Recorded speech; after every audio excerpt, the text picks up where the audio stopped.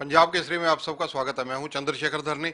हरियाणा के मुख्यमंत्री जो वित्त मंत्री हैं मनोहर लाल, उन्होंने आज अपने तीसरे बजट को पेश किया। तीसरा बजट इसलिए क्योंकि वित्त मंत्री के रूप में उन्होंने तीसरा बजट ये पेश किया है। बजट के अंदर क्या कुछ है, इसकी जानकारियां हम लेने की कोशिश कर रहे हैं। इस वक्त मेरे साथ मौजूद हैं हरविंदर कल्याण, गरोंडा से बीजेपी के विधायक हैं। उनसे चर्चा करेंगे सब अहम मुद्दों पर और सदन की अन्य जो गतिविधियां चल रही हैं उन पर। आपका स्वागत है कल्याण साहब। धन्यवाद। कल्याण साहब, जो वित्त मंत्री व मुख्यमंत्री मनोहर लाल जी ने बजट पेश किया, इस बजट की समीक्षा अगर करनी हो तो आप कैसे करेंगे? आप इसको कैसे देखते हैं? देखिए, अगर मैं इस बजट की समीक्षा करूं तो मुझे लगता है कि ये बजट, इसके दूरगामी परिणाम हरियाणा प्रदेश के लिए होंगे, क्योंकि जहां इस बजट के अंदर एक आधुनिक हरियाणा की झलक दिखाई देती है, चाहे वो इंफ्रास्ट्रक्चर के नाते है, चाहे वो अन्य व्यवस्थाओं को मजबूत करने की बात है, चाहे वो आईटी की बात है, और उसके साथ साथ समाज के हर वर्ग का ध्यान रखना। खास तौर पर मुख्यमंत्री जी की एक जो प्रतिबद्धता दिखती है गरीब परिवारों के प्रति, जो परिवार पहचान पत्र की जो एक प्रक्रिया चली हुई है, उसके तहत जो 11 लाख परिवारों को चिन्हित किया गया है हरियाणा में, जिनकी वार्षिक आय 1,80,000 या उससे कम है। ऐसे परिवार सभी अपने पैरों पर खड़े हों, उनकी वार्षिक आय 1,80,000 को क्रॉस करे, ऐसा जो एक संकल्प मुख्यमंत्री मनोहर लाल जी ने लिया है, मैं समझता हूं कि कोई साधारण व्यक्ति, कोई साधारण नेता कोई इस तरह के संकल्प नहीं ले सकता। मुख्यमंत्री मनोहर लाल जी का आज का ये कथन कि अंत्योदय, जो समाज का सबसे अंतिम व्यक्ति, सबसे कमजोर व्यक्ति, और उसके लिए काम आखिर में नहीं होगा, काम ही वहीं से शुरू होगा। सबसे पहले गरीब आदमी का काम होगा और वहां से हमारा विकास का सफर शुरू होगा। ये एक बहुत बड़ी और बहुत गहरी बात मुख्यमंत्री जी ने कही है, और मैं समझता हूं कि आज का ये जो पौने 2 लाख करोड़ का लगभग का जो ये बजट है, और दूसरे कार्यकाल में वित्त मंत्री के नाते आज तीसरा बजट माननीय मुख्यमंत्री जी का रहा है, और अभी तक के सभी बजट्स के अंदर एक खासियत ये भी रही है कि मुख्यमंत्री जी इसके ऊपर पूरी एक्सरसाइज करते हैं। समाज के विभिन्न वर्गों से, सभी तबकों से, विधायकों से, और जितने भी एक्सपर्ट्स हैं, हर क्षेत्र के जितने भी एक्सपर्ट हैं, उन सब से मुख्यमंत्री जी मशवरा करते हैं, और एक गहन इस तरीके का एक जो वर्किंग उनकी जो रहती है, उसके बाद वो एक व्यवहारिक रूप उसके अंदर लेकर आते हैं। और मैं समझता हूँ कि इस बार का जो ये बजट है, इसमें एक नई पहल और जो विधानसभा में हुई है, जो कमेटीज़ का जो गठन और उसके ऊपर जो वर्किंग होगी, उसके भी अच्छे नतीजे आएंगे। अगर बात की जाए डिजिटल भारत की, तो डिजिटलाइजेशन का इसमें बजट में आप क्या क्या देखते हैं विशेष रूप से? देखिए, इस नाते से बजट में, वैसे तो मैंने जो आज बजट का अध्ययन किया है, लगभग सभी क्षेत्रों में काफ़ी वृद्धि हुई है। कम से कम 10-12% से लेकर 100% से भी ज़्यादा की वृद्धि की गई है। चाहे हम बात करें पीडब्ल्यूडी की, चाहे हम ग्रामीण विकास की बात करें, चाहे हम अर्बन लोकल बॉडी की बात करें, शहरी विकास जो है, उसके अलावा चाहे हम ट्रांसपोर्ट की बात करें, अन्य जितने भी ऐसे क्षेत्र, स्वास्थ्य के अंदर काफ़ी अच्छी वृद्धि हुई है। और इस तरीके से चाहे शिक्षा की बात करें, किसी भी क्षेत्र की बात करें, काफ़ी अच्छी उसमें वृद्धि हुई है। इसी तरीके से जो डिजिटाइजेशन का जो मुख्यमंत्री जी का एक अभियान है, जो हर चीज़ में एक पारदर्शिता वो चाहते हैं, और एक अच्छी पारदर्शिता आई भी है। पिछले वर्षों के अंदर ये नतीजे आए हैं, और इसीलिए मैं जो एक आधुनिक हरियाणा की एक कल्पना, आधुनिक हरियाणा को मैं इस बजट के माध्यम से देखता हूँ। उसका यही कारण है कि व्यवस्थाएं जितनी मजबूत होंगी, वो भी एक आधुनिकता का एक बहुत अहम एक बिंदु वो है। और हरियाणा के अंदर इस समय में, चाहे हम सेवाओं की बात करें, जितनी भी सेवाएं आज विभिन्न पोर्टल्स के माध्यम से और इस तरीके से लोगों को घर बैठे जो सेवाएं मिल रही हैं, ये एक बहुत बड़ा एक रेवोल्यूशन मैं इसको कहूँगा, एक बहुत बड़ी क्रांति ये है, जो एक बदलाव ये मुख्यमंत्री मनोहर लाल जी ने इसमें किया है। और साथ ही साथ जब हम इंफ्रास्ट्रक्चर की बात करते हैं तो वो भी एक विकास के लिए एक सबसे अहम एक विषय है, क्योंकि किसी भी राज्य का, किसी भी देश का इंफ्रास्ट्रक्चर जितना मजबूत होगा उतना ही विकास के रास्ते आगे खुलते हैं। और जितनी ट्रांसपेरेंसी बढ़ती है, जितना हम आईटी की तरफ जाएंगे, जितनी टेक्नोलॉजी के साथ हम जुड़ेंगे, उतनी ही पारदर्शिता के साथ नतीजे अच्छे आएंगे। और उससे जहां करप्शन में कमी आती है वहीं लोगों को एक सुविधा मिलती है, चाहे वो किसी भी योजनाओं का उनको लाभ लेना है, चाहे सेवाओं के साथ उनको जुड़ना है। उस नाते से इस बजट के अंदर काफ़ी अच्छा देखने को मिला है। अगर बात की जाए हेल्थ सर्विसेज की, तो मुख्यमंत्री जी ने आज सदन पटल पर ये कहा है कि अगले 3 महीनों में हरियाणा के सभी जिलों के अंदर मेडिकल कॉलेज खोलने के लिए जो एक औपचारिकताएं हैं वो पूर्ण कर ली जाएंगी, यानी बहुत जल्दी मेडिकल कॉलेज हरियाणा में बने, इसके लिए प्रयास शुरू हो जाएंगे। देखिए, मुख्यमंत्री जी की एक पुरानी ये घोषणा है और निश्चित रूप से उस दिशा में प्रदेश आगे काफ़ी बढ़ा है। स्वास्थ्य सेवाओं में जहाँ बहुत सुधार हुआ है, कोरोना महामारी के चलते जो एक बहुत बड़ा एक चैलेंज पूरे विश्व के सामने आया, हरियाणा प्रदेश के अंदर बहुत अच्छे तरीके से इन चीज़ों को संभाला गया है। और मेडिकल कॉलेजेस की जहाँ तक बात है, और आज जो मुख्यमंत्री जी ने एक रोड मैप जो तैयार करने की बात की है, उस दिशा में पहले से ही प्रदेश आगे बढ़ा हुआ है। आने वाले समय में भी इस दिशा में और अच्छे काम होंगे। और साथ साथ जो मुख्यमंत्री जी ने आज जो वर्कर्स के लिए जो ईएसआई की भी घोषणा की है, जो बड़े अस्पताल जो गुड़गांव के अंदर होगा, 6 जिला स्तरीय अन्य जो 100 बेडेड अस्पताल होंगे, उसके अलावा मुख्यमंत्री जी ने जो ईएसआई डिस्पेंसरीज की भी आज घोषणा की है, जिसमें से घरोंडा की डिस्पेंसरी ईएसआई डिस्पेंसरी भी है। इस तरीके से ये भी एक नेटवर्क उस तरीके से है कि स्वास्थ्य सेवाएं ज़्यादा से ज़्यादा अच्छे तरीके से लोगों को मिलें। और उसी के साथ जुड़ा हुआ विषय आयुष्मान भारत का है, जो मुख्यमंत्री जी ने आज ये विषय भी रखा है कि 1,80,000 से कम जिनकी भी वार्षिक आय होगी, ऐसे सभी परिवारों को ये सभी सेवाओं का लाभ मिलेगा। तो मैं समझता हूं कि जहां स्वास्थ्य सेवाओं में विस्तार हो रहा है, जहां पर एक अच्छी सुविधाएं जिला स्तर पर और मेडिकल कॉलेजेस के माध्यम से प्रदेश में मिल रही हैं, और आगे उसका विस्तार का भी आज कल्पना चावला मेडिकल कॉलेज के विस्तार की भी मुख्यमंत्री जी ने घोषणा की है, वहीं पर लोगों को भी ये सेवाएं ठीक तरीके से मिले, योजनाओं के अंदर गरीब परिवारों को उनका लाभ, योजनाओं का लाभ मिले, उस तरीके से दोनों तरफ से कार्य मुख्यमंत्री जी बहुत संजीदगी से कर रहे हैं।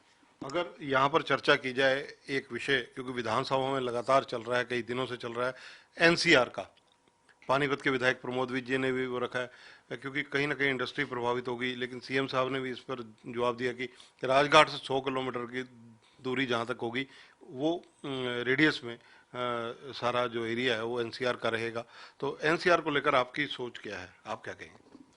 देखिए, एनसीआर एक ऐसा विषय है, जैसे कि सदन में भी इसके ऊपर काफ़ी चर्चा हुई, मुख्यमंत्री जी ने अपना पक्ष रखा, विपक्ष के सदस्यों ने भी अपनी बात उसमें रखी, और मुख्यमंत्री जी ने स्पष्ट रूप से इसमें कहा है कि एनसीआर के बहुत सारे लाभ भी हैं, और एनसीआर की ज़रूरत एक राष्ट्रीय राजधानी क्षेत्र ऐसा विकसित हो, उस नाते से हरियाणा का बहुत बड़ा हिस्सा एनसीआर के अंदर आया हुआ है।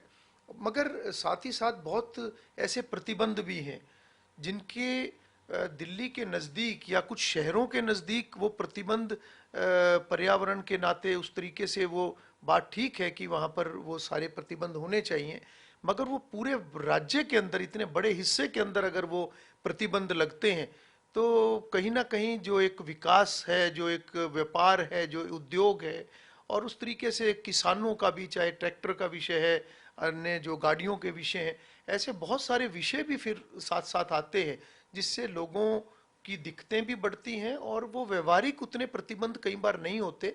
तो उस तरीके से जो एक बदलाव ये किया गया है, जो 100 किलोमीटर का एक रेडियस जो राजघाट से लेकर, और उसके बाद फिर एक बदलाव ये भी किया है कि इससे पहले जो एनसीआर में एक जो छोटी इकाई होती थी वो जिला होता था।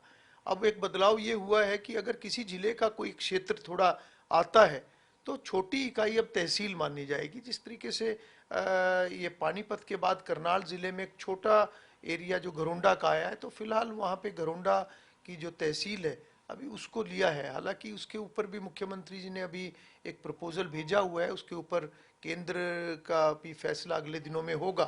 तो ये एक ऐसा विषय है कि जहाँ एनसीआर के लाभ हैं वहाँ पर कुछ प्रतिबंध के कारण से जो प्रदेश सरकार है उसको लोगों के हित में भी देखना पड़ता है, व्यापार के हित में भी देखना पड़ता है, जनहित में बहुत सी ऐसी चीज़ें हैं जो देखनी जरूरी हैं। इसी कारण से एनसीआर का दायरा कम करने का प्रस्ताव सरकार ने किया।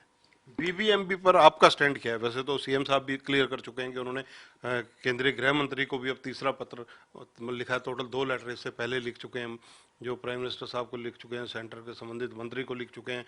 हरियाणा का हिस्सा बरकरार रहे, जो हरियाणा का शेयर था वो कहीं ना जाए, इस मामले में सीएम साहब भी स्टैंड क्लियर कर चुके हैं। लेकिन आपका स्टैंड क्या है?